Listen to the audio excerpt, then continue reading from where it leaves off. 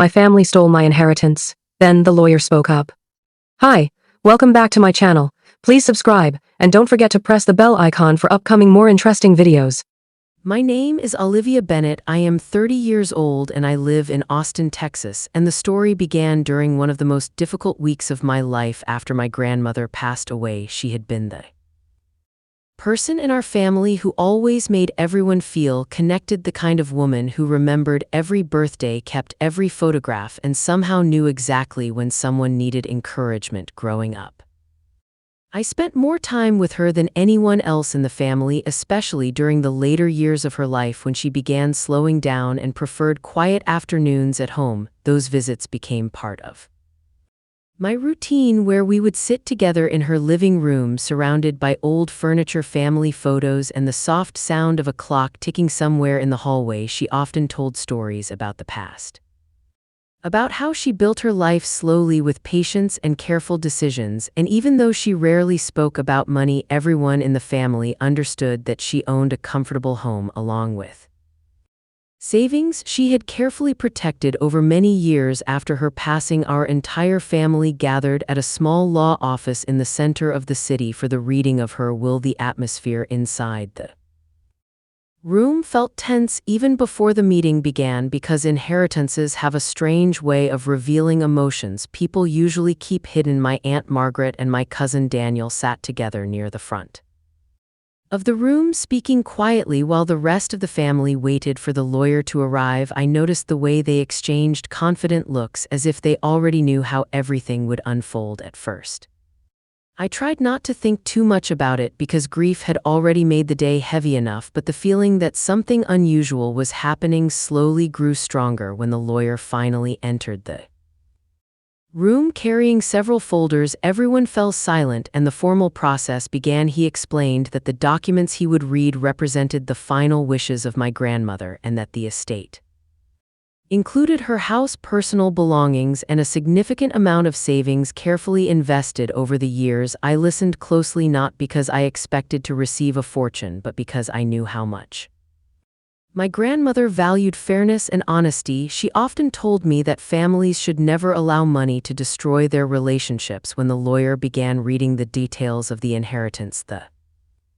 situation immediately felt different from what I expected. According to the documents presented during the meeting, the majority of the estate, including the house and most of the financial assets, had been left to my Aunt Margaret and her son Daniel. The explanation provided was that my grandmother had supposedly updated her will shortly before her passing, transferring control of nearly everything to them. The words felt strange as I heard them spoken aloud, because they did not match the quiet conversations I had shared with my grandmother during the final months of her life. She had often mentioned wanting the house to remain protected, and had hinted more than once that she trusted me to take care of certain responsibilities connected to the property. Hearing that the estate had suddenly been redirected left me feeling confused and unsettled, while my aunt and cousin appeared almost relieved, as if the outcome had confirmed something they had been expecting for days. They calmly accepted the announcement, while several relatives exchanged uncertain looks across the table. I tried to remain composed, even though the situation felt unfair. Deep inside my mind, questions were forming about when exactly this supposed change to the will had occurred, and why no one had mentioned it before. My grandmother's health declined during her final months, and I remembered clearly how carefully her visits and paperwork had been managed by my aunt during that time. At first, I had believed those decisions were simply meant to protect her from stress, but now the memory felt different, as if pieces of a puzzle were beginning to shift into place around the room. The meeting continued as if nothing unusual had happened. My aunt spoke briefly about handling the property, and my cousin looked satisfied with the result, while I sat quietly processing the unexpected outcome. Eventually, the lawyer finished reading the documents, and the room began to relax slightly as people prepared to leave the office. I gathered my belongings, believing that the matter had been decided, even though something about the entire situation still felt incomplete. As I stood up from my chair ready to walk out the Lawyer, who had remained unusually quiet throughout the discussion, suddenly looked up from the papers in front of him and calmly asked everyone in the room to sit down again because there was something important he needed to clarify before the meeting could officially end. After the lawyer asked everyone to sit down again, the room that had just begun to relax suddenly filled with tension once more. People slowly returned to their chairs, exchanging confused glances because it had seemed like the meeting was already finished. I noticed that my Aunt Margaret looked slightly irritated by the interruption, while my cousin Daniel appeared impatient, as if he wanted the situation to end quickly. The lawyer, however, remained calm and focused as he carefully organized the documents in front of him. Before speaking again, his expression carried the kind of quiet seriousness that made it clear something about the situation required closer attention. While the rest of the family waited in silence, my thoughts drifted back to the months before my grandmother passed away, remembering small details that had not seemed important at the time but now felt strangely connected to the events unfolding in the room during her final weeks. My aunt had taken an unusually strong role in managing nearly everything around the house. She handled most of the phone calls, controlled the schedule for visits, and often insisted that paperwork and personal matters were already taken care of. Whenever I asked if my grandmother needed help with anything, I had trusted her judgment, then believing she was simply trying to reduce stress for an elderly woman whose health was becoming fragile. But now those memories felt different, as if the careful control over access and information might have served another purpose. At the time, I had respected the boundaries my aunt created and focused instead on spending quiet moments with my grandmother. When visits were allowed, we would sit together in the living room, speaking softly about everyday things while sunlight moved slowly across the wooden floor. She never once mentioned changing her will or transferring ownership of the house to someone else. In fact, many of our conversations centered around how important the house was to her because it represented decades of memories, family gatherings, and personal effort. She often described the property as something that should remain protected and respected for future generations. Hearing the lawyer reopen the discussion now made those memories return with greater clarity, as if the truth about those final months might still be waiting to surface. Meanwhile, my aunt began speaking confidently again, insisting that the documents presented during the reading clearly represented my grandmother's final wishes. Her tone suggested that any additional questions were unnecessary and that the matter should already be considered resolved. My cousin sat beside her, appearing equally certain that the inheritance had been settled. However, the lawyer did not appear convinced by their confidence. Instead, he slowly explained that when handling estates, his responsibility required him to review every document carefully to ensure that the legal records matched the information being presented during the meeting. He then picked up several pages from his folder and examined them again with quiet concentration. The room remained completely silent while he compared the papers against other files that had been prepared earlier. The longer the review continued, the more uncomfortable the atmosphere became, because it was clear that something in the documents had drawn his attention. My aunt shifted slightly in her chair while my cousin glanced around the room as if hoping the meeting would end soon. Eventually, the lawyer looked up from the papers and calmly explained that the version of the will that had just been presented raised an important question. According to the official legal records maintained by his office, the most recent registered version of my grandmother will did not contain the same instructions that were described in the document, claiming to give the majority of the estate to my aunt and cousin. He explained that any legitimate change to a will normally requires formal registration and proper verification to ensure that it becomes part of the official record, yet the document they had provided appeared to be a recent modification that had never been filed through the proper legal process. Hearing those words immediately changed the mood in the room. Several relatives began exchanging concerned looks, while my aunt quickly insisted that the updated document was completely valid and had simply been prepared privately during my grandmother's final days. She suggested that the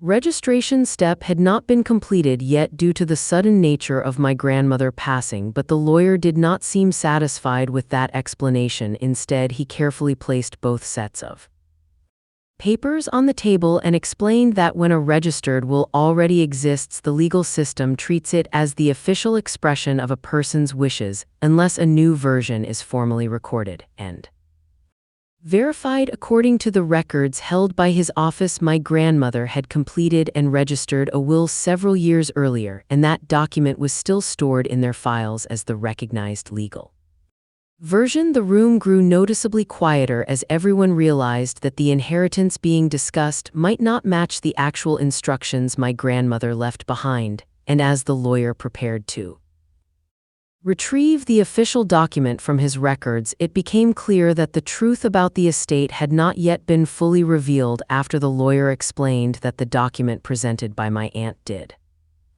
not match the official records stored in his office, the atmosphere in the room shifted completely. What had started as a quiet and formal meeting about my grandmother's inheritance suddenly felt uncertain and tense. Relatives who had been preparing to leave only minutes earlier now sat silently watching the lawyer as he carefully organized the files on the table. My Aunt Margaret and my cousin Daniel no longer looked as confident as they had during the first reading of the will. Instead, they exchanged quick glances that suggested something unexpected was happening. The lawyer calmly continued, explaining that in situations involving estates and inheritance, the most important factor is the officially registered version of a will, because that document represents the final verified instructions of the person who created it. According to the legal system, any new version must be properly recorded, witnessed, and filed through the appropriate legal process before it can replace an earlier will. Otherwise, the original document remains the legally recognized version. As he spoke, he reached into a larger folder that had been placed beside him and removed several papers that appeared older than the ones my aunt had presented. He explained that these were copies connected to the official record his office had maintained for several years. The room remained completely quiet as he placed the documents on the table and prepared to explain what they contained. Meanwhile, my mind continued replaying memories of the last months I had spent with my grandmother, remembering the quiet conversations we shared and the way she spoke about the house and the future of the family property. She had always believed that responsibility and trust were more important than wealth, and that whoever protected the house should care about its history rather than seeing it only as something valuable to sell. Those memories made it difficult to believe that she would suddenly change her mind without mentioning it to anyone she trusted, especially during a time when her health made large decisions more complicated. Across the table, my aunt attempted to maintain a calm appearance, but I could see tension in the way she sat slightly forward, as if trying to anticipate what the lawyer might reveal. My cousin Daniel stared at the papers in front of him with a serious expression that was very different from the confident attitude he had shown earlier when the inheritance appeared settled in his favor. Eventually, the lawyer began explaining the contents of the official document. He described that several years before her passing, my grandmother had worked with his office to prepare a detailed will that clearly outlined how her estate should be distributed. The document had been reviewed, carefully witnessed, properly and registered through the legal system to ensure that it could not easily be challenged or replaced without following the same formal process according to those records.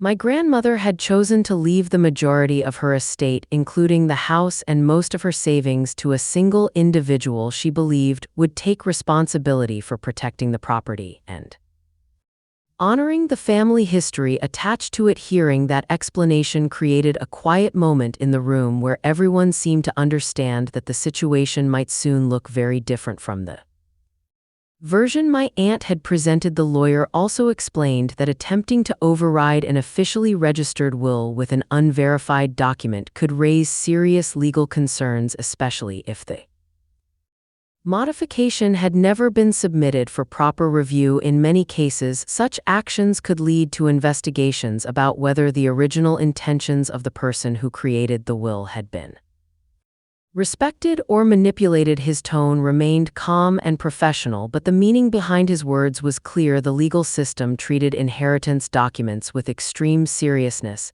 and any attempt to interfere with them could result in consequences far beyond a simple family disagreement. The room felt heavier with every passing moment as relatives realized that the matter was far from finished. The lawyer then explained that before any final decision could be made, it was necessary to read the contents of the officially registered will stored in his records, because that document represented the true legal instructions left by my grandmother until proven otherwise. As he prepared to begin reading the original will, the entire family sat quietly waiting to hear the truth that had been hidden beneath the confusion of the earlier documents, and in that moment it became clear that whatever the lawyer was about to reveal would determine not only the future of the estate but also the reality of what my grandmother had truly intended for the inheritance she left behind. When the lawyer began reading the official registered will, the room became so quiet that even the smallest movements seemed loud against the stillness. Every member of the family leaned slightly forward in their chairs, waiting to hear the words that would finally reveal my grandmother's true intentions. The lawyer explained once again that this document had been properly prepared several years earlier, witnessed according to legal requirements, and formally recorded through the system that protects inheritance records from confusion or manipulation. He then opened the folder containing the original pages and slowly began describing the contents in a calm, professional voice. The will first mentioned several smaller personal gifts that my grandmother had chosen to leave to different relatives, including items that held sentimental value such as jewelry, photographs, and family keepsakes. These were the kinds of thoughtful details that reflected her personality, because she had always believed that memories carried more meaning than material things. As the reading continued, the lawyer eventually reached the section that described the distribution of the main estate, including the house and the financial savings she had built over many years. At that moment, the tension in the room seemed to tighten, because everyone understood that this part would determine the true future of the inheritance. According to the official document, my grandmother had clearly written that the majority of her estate, including ownership of the house and the responsibility for managing her savings, should pass directly to me. The lawyer explained that her decision had been based on trust and confidence that I would protect the property and maintain the traditions she believed were important. Hearing those words spoken aloud felt almost unreal, because only minutes earlier I had been preparing to leave the meeting, believing that everything had already been taken away from me. Now the truth written in the registered will revealed something completely different. Across the table, my Aunt Margaret and my cousin Daniel reacted with visible tension. Their confident expressions from earlier had completely disappeared and were replaced with quiet disbelief. The lawyer continued reading, explaining that my grandmother had also included instructions emphasizing the importance of keeping the house maintained and ensuring that the estate remained stable for future generations. She had clearly described the property as a place that represented family history rather than a simple financial asset, and she believed the person responsible for it should value patience and care more than quick profit. Every sentence made it clearer that the official will did not match the version my aunt had presented earlier in the meeting. When the reading reached its conclusion, the lawyer carefully placed the document back into the folder and explained that because this will had been properly registered, it carried full legal authority unless another version could be proven to have replaced it through the correct legal process. The document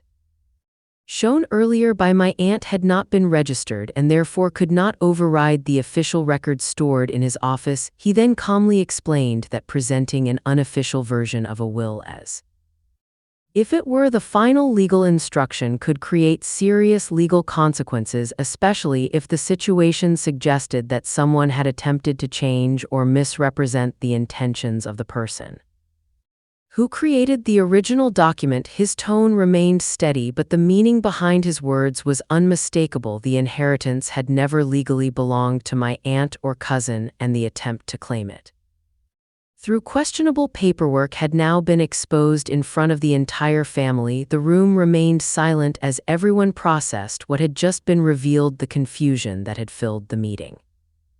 Earlier was slowly replaced by a clear understanding of the truth. My grandmother wishes had been carefully recorded long before her passing, and those instructions were now impossible to ignore at that moment. I realized that the inheritance my family believed they had already taken was never truly lost. The legal record had protected it exactly the way my grandmother intended, and the lawyer decision to review the documents carefully had ensured that her voice would still be heard even after she was gone. After the lawyer finished reading the official registered will, the room remained silent for several long moments as everyone slowly absorbed the truth that had just been revealed. The confusion and tension that had filled the meeting earlier had now been replaced with a clear understanding of what my grandmother had actually intended for her estate. The document that had been properly prepared and recorded years before her passing made it impossible to ignore her real wishes. According to the legal record, the majority of her property, including the house and the savings she had carefully protected throughout her life, had always been meant for me. The version of the will that my aunt and cousin had presented earlier could not replace the official document because it had never been registered or verified through the legal process required to change such an important record. The lawyer calmly explained that the law treated inheritance matters with great seriousness, and the presence of an officially filed will provided strong protection against confusion or manipulation. He also explained that because the document stored in his records remained the only legally recognized version, the estate would now be processed according to those instructions. Hearing that explanation created a visible shift in the room. Relatives who had looked uncertain before now understood that the inheritance my aunt believed she had secured no longer existed in the way she expected. My aunt Margaret and my cousin Daniel sat quietly with expressions that revealed how quickly their confidence had disappeared. The lawyer continued by describing the next steps that would be required to complete the legal transfer of the estate to me. The house would be placed under my ownership along with the financial assets and personal belongings my grandmother had chosen to include. The process would take time because every part of the estate needed to be documented properly, but the final result would follow the instructions written in the registered will without exception. As the meeting slowly came to an end, I felt a complicated mixture of emotions. Part of me felt relief knowing that my grandmother's true wishes had been respected, while another part of me felt sadness because the situation had revealed how easily trust inside a family could be damaged by the possibility of wealth. The house that had once been a peaceful place filled with memories of quiet afternoons and family gatherings had suddenly become the center of conflict simply because it represented something valuable. However, as I thought about the conversations I used to share with my grandmother, I remembered that she always believed responsibility mattered more than possession. She cared deeply about the idea that the house should remain protected not only as property but as a symbol of the family history that had grown inside its walls. When the legal process eventually confirmed the transfer of the estate, I visited the house again, walking slowly through the same rooms where I had spent so many childhood weekends. The furniture, the photographs, and the quiet atmosphere felt exactly the same as they had before the inheritance meeting ever took place, and standing there reminded me that the true value of the house had never been the money connected to it, but the memories and traditions my grandmother had carefully preserved over the years. Instead of celebrating the outcome as a victory, I